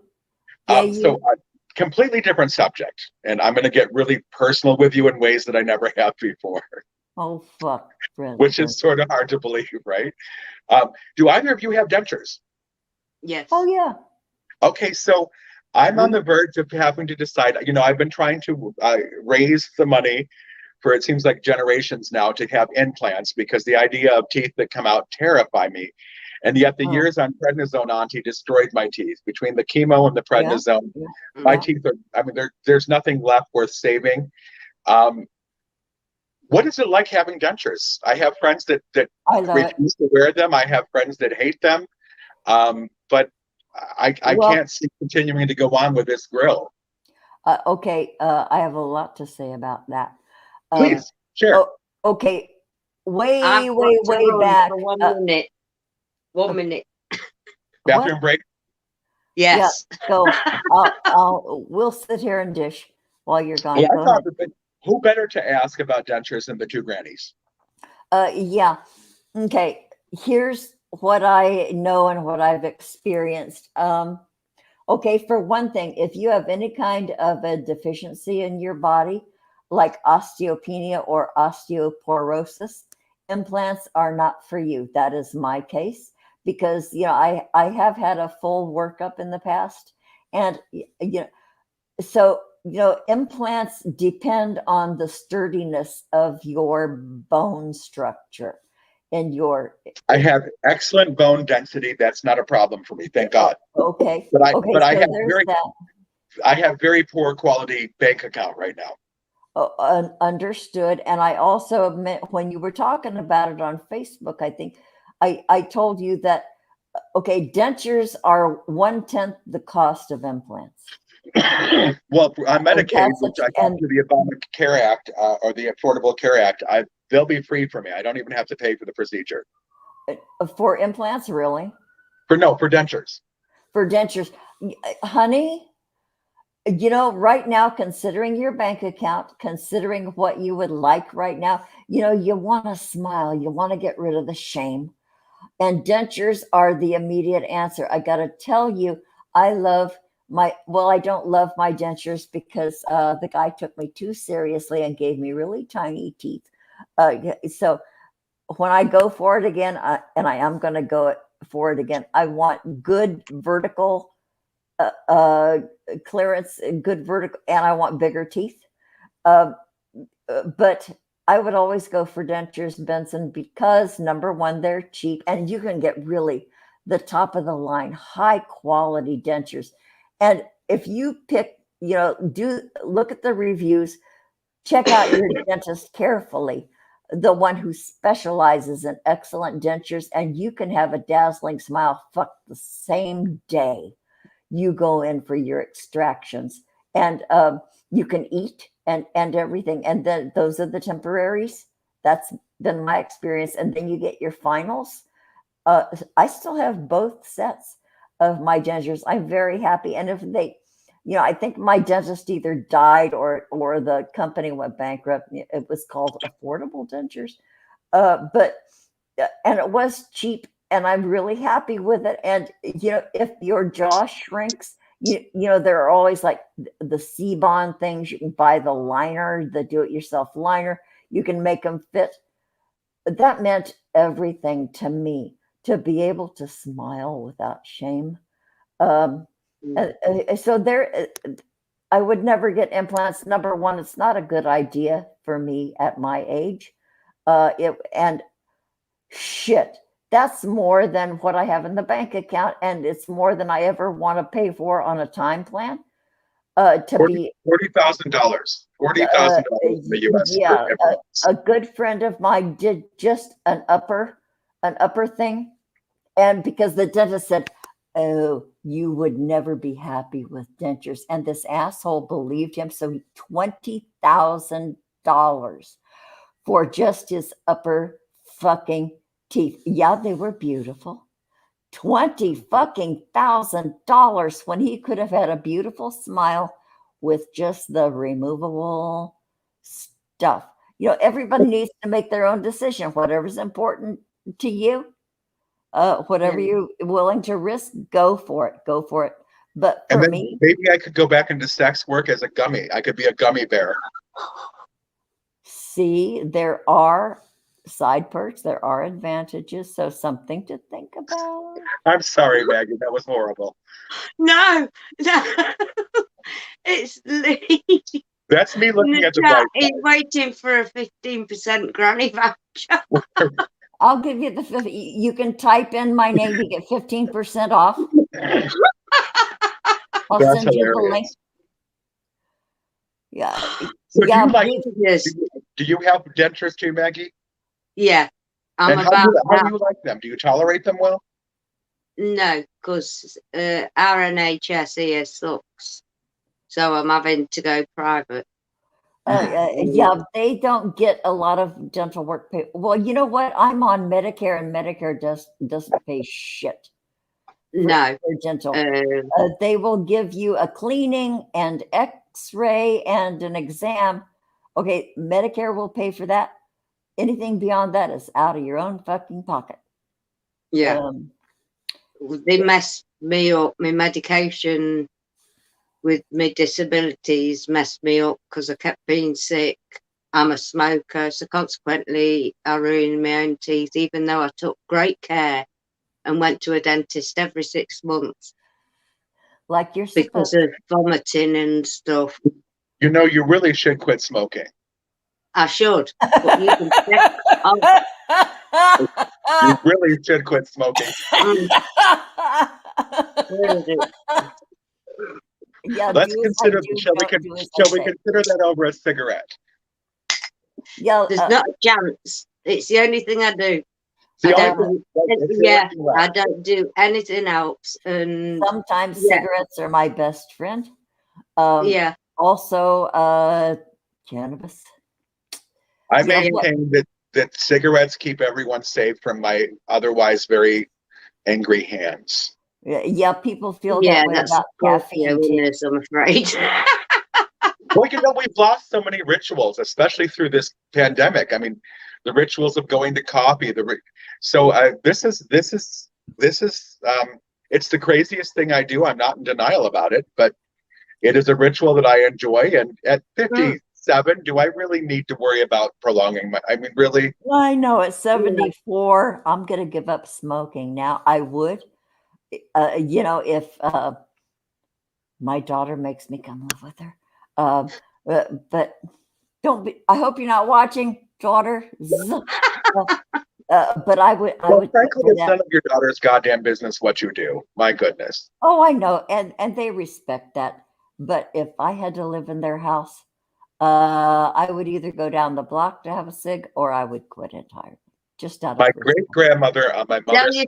And build yourself a little summer house. my great grandmother on my mother's side lived to be 112 and smoked every day of her life from the time she was 8. My aunt's 92 in Dublin, and she smoked all her life. Still now. Obviously, smoking is not what's going to kill me. No. Well, there are people who get lung cancer who've never smoked in their lives. Right, right. One of my best friends was in a room with the smokers, and she died of lung cancer. I mean, that's just the way it goes. We're all going to go with something. Why spend the next 30 years wanting a cigarette to prolong my life 3 years? It's like being a functioning ex-alcoholic. You still call yourself an alcoholic. You know, I didn't smoke for 11 years when my lungs were so badly injured that a cigarette would have put me in the hospital. But you bet your ass, the day my lungs cleared, I went out and bought a pack of cigarettes. And enjoyed every goddamn one. Well, it was also because I was either going to kill Mark Cullen in his sleep or have a cigarette. I know, roll him in a sheet and go get the bat. No, seriously, there was a night when some shit was pulled that was so bad that I literally, I sat and I thought to myself, if I don't walk across the street and get a cigarette, I am going to beat him to death in his sleep. And I went just blowing kisses to Jolly, sorry. Right. So I went and got the cigarette and smoked myself into a state of bliss. And the plus side, the passive aggressive plus side, was that Mark Holland hated cigarettes. When you guys, so he woke up to me sitting in the room that was now filled with smoke. Yeah. Too bad. I thought you didn't smoke. I said I didn't. I didn't. And now I do. Be thankful. You're alive. Oh, okay, Benson, I want to touch on this before we conclude. today because we've been on for almost 2 hours. Who knew? God, that Yeah. went fast. But you and Mark Holland had an epic association. It was deep, it was broad, it was profound, it was artistic, it was meaningful, and I and you're still processing parts of that. You know what I've discovered, Auntie, that really has changed my feelings and really alleviated so much of the grief was I realized that he and I were having a completely different relationship. And a different experience. A completely different experience. What it was to me was real and valid. Just because he wasn't experiencing it doesn't mean that it was not real, because it was real to me. Yeah. And just because I was experiencing what I experienced does not negate what he experienced. And when I came to terms with the fact that we are all actually having different relationships with each other, it made me cherish the common grounds, the places where we were good, where we aligned, and we're having the same experience was when we were creating. And so you I'm made at ease with. I miss him. I miss him. I miss his daughter, my daughter, his daughter. Terribly. Good. But I'm at ease with it now. I'm at ease with it. It doesn't ache anymore. Yeah. Good. It does scar over, but the scar is still there. And I love that Japanese scarred pottery where they put it back together with gold. I think that is more beautiful than the pristine pottery. And I've always looked at scars that way. Even my teeth. We mentioned shame. I was ashamed for 8 months when I lost my first tooth that you could see. And I got over that too. I thought, this is just my journey. This makes me more uniquely me. I'm not ashamed of it. I don't cover my mouth. I'm not grinning like an idiot at people, but I never did. Yeah. Boy, it's all about your own personal viewpoint. My husband is one of his front teeth was missing when I met him. It didn't deter me from, and a lot of people didn't even notice. Well, what's lucky is I've moved from Texas back to Detroit, where half the people in Michigan play hockey. So most people see me and play hockey. I've had people tell me that it was sexy because I look like I'm a hockey player. I'm like, oh, okay. There you go. Own it. Oh, yeah, get a T-shirt and wear it out. I even made out with somebody for the first time in like 5 years within the last few months. Passion overtook us, and I've avoided kissing people because I'm grossed out by my mouth, but they weren't. And I'm like, Benson, just get the fuck over it. Go for it. It's not like you're gonna lick your teeth. Yeah. Hey, Killendall's in the chat. Hi, Killendall. Hey, darling. Thanks for showing up. I'm not seeing the chat today because I'm on my phone, and I apologize for not interacting with all the folks who are so bored that they're watching 3 old people babble. I know, God, I don't know how they do it, but I love them for it anyway. I think that you should have me on as a permanent co-host, and you can change the name to the Grannies and a Lonesome Old Man. The Grannies and a what a depressing title. Why is it depressing? I'm alone most of the time by choice. Okay, Janice Joplin, whoever that is over in there, is in hospital. Oh, take care, darling. We'll be thinking about you. Bless your heart for showing up and sharing that personal information with us. Thank you. Well, hopefully our idiocy has given you a reason to smile today. A reason to live. We've given you a reason to live. Oh my God, we are just not that interesting, Auntie. We're just not. Well, I think we're hella interesting. Well, we are interesting compared to beige people, but I mean, we're certainly not a group of beige people, but I don't know that anything we've ever had to say would keep somebody alive. My goodness. You never know the impact and the reach you might have. This is the I want to see the suicide rate of people who have watched the show today. Oh, I don't. It could go up. Oh, don't tell me. I don't even want to know. God, I don't want that responsibility. Okay, Benson. Okay. We have some fans. Oh, Killendall's getting all cerebral over there. Killendall says interest equals yield. Killendall, sometimes your brain's too big for me to deal with. What did he say? They say? Interest equals yield. Mm-hmm. Yeah. All right. I'm not even going to try to think about that. Oh, or your rate of harvest or experience. Okay, now I get it. Yeah. Killendall. Oh, okay, Benson, do you want to check out now, or would you ever be interested in Maggie dropping cards for you? Doing we've drawn those cards before. Yeah. Would you be interested in doing it again? Sure, let's do some more. Would Do you have your cards, Maggie? Yeah. You asked I'll question do. of Maggie? Yeah. Yes, she has them. She has them in her pockets. She has them in her backpack. She has them on her nightstand. She has them on her bed. What I will say is I'll just be doing Benson. I won't be doing the chat today because we've been going on for 2 hours, and some of us might have to pee. Oh. Yeah. Hold on. I forgot to show you what I was pulling first. Soul Journey. The soul's journey. There you go. And you got friendship. I understand that a friend is in my life for a reason. That is absolutely pathetic. I read the book yet. So, why is Robin in your life then? Robin is in my life because everyone needs a tormentor.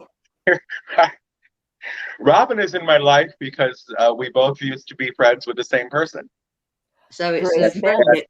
And Robin is in my life because we are two people who are both cranky enough to not hate each other. Well, I know that there was kind of a mutual respect. Okay, have you heard from Anna Vuk lately? Do you know what's going on? I have not. We have refriended. I think Anna is going through her life. And I think it's probably healthy that she's not going through her life so publicly anymore. Oh gosh. Oh, some of her stuff was heartbreaking.